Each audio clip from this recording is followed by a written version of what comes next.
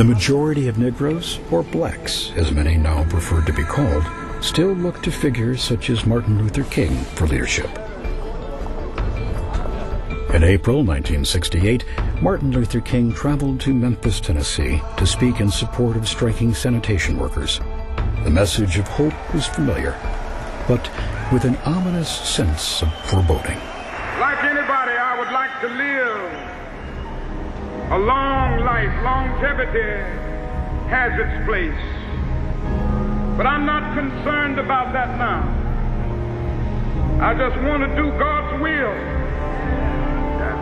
And He's allowed me to go up to the mountain.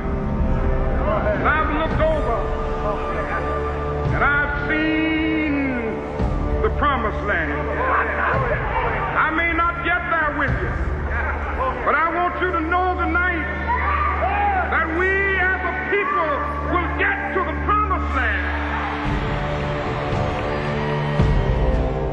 One day later, King stepped from his room at the Lorraine Motel and was gunned down by an assassin. From coast to coast, America erupted in violence. Edward Kozner of Newsweek recalled, "It was a Pandora's box flung open, an apocalyptic act that loosed the furies brooding in America's sullen ghettos."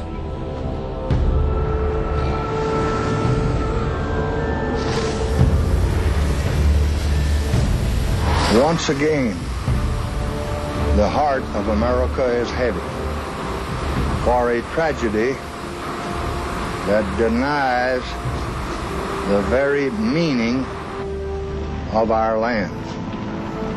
The life of a man who symbolized the freedom and faith of America has been taken.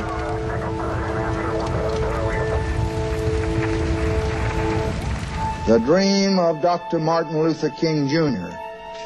has not died with him.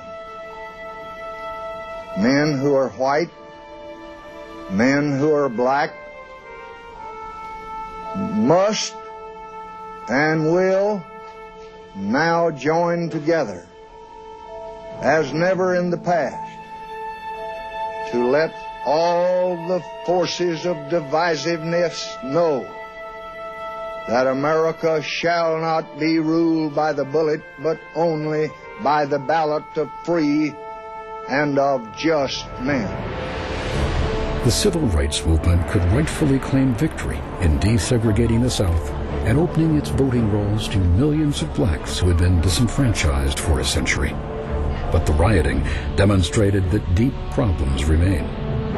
We need to know the answer, I think, to three basic questions about these riots. What happened? Why did it happen? What can be done to prevent it from happening again and again? President Johnson appointed a special committee to study the violence and race riots of the late 1960s.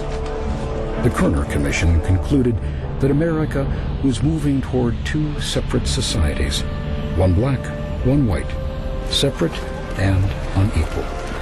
It warned that frustration and resentment resulting from brutalizing inequality and white racism were fostering violence by blacks.